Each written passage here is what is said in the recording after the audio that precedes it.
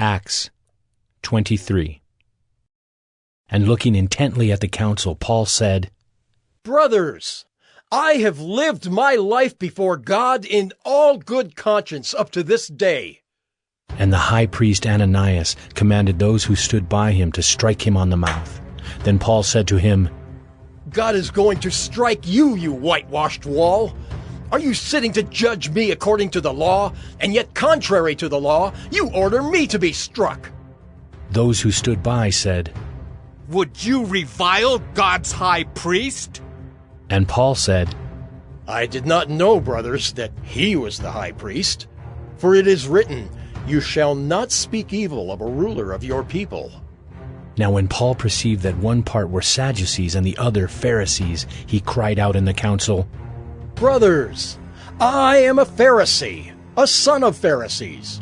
It is with respect to the hope and the resurrection of the dead that I am on trial. And when he had said this, a dissension arose between the Pharisees and the Sadducees, and the assembly was divided. For the Sadducees say that there is no resurrection, nor angel, nor spirit, but the Pharisees acknowledge them all.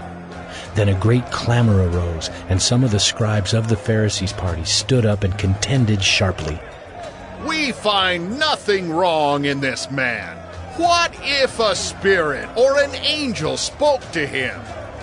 And when the dissension became violent, the tribune, afraid that Paul would be torn to pieces by them, commanded the soldiers to go down and take him away from among them by force and bring him into the barracks.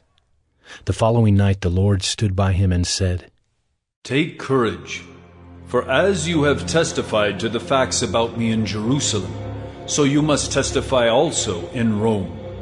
When it was day, the Jews made a plot and bound themselves by an oath neither to eat nor drink till they had killed Paul.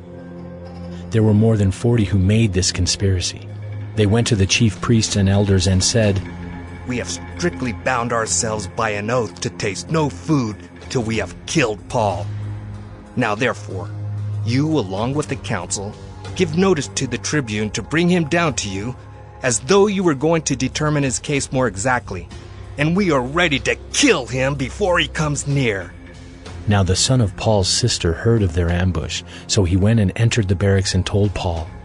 Paul called one of the centurions and said, Take this young man to the tribune, for he has something to tell him. So he took him and brought him to the tribune and said, Paul the prisoner called me and asked me to bring this young man to you, as he has something to say to you.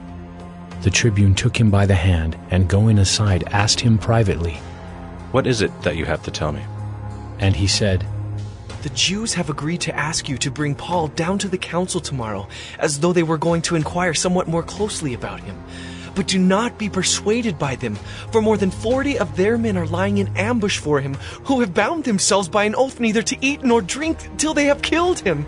And now they are ready, waiting for your consent. So the tribune dismissed the young man, charging him, Tell no one that you have informed me of these things.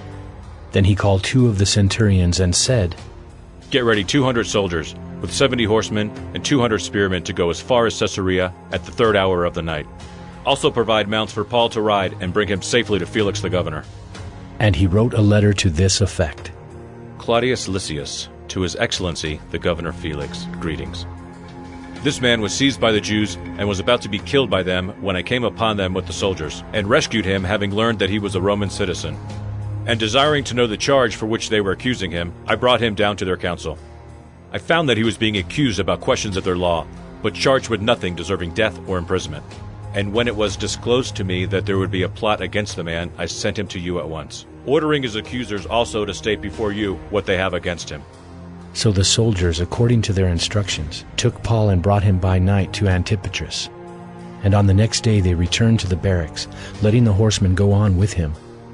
When they had come to Caesarea and delivered the letter to the governor, they presented Paul also before him. On reading the letter, he asked what province he was from.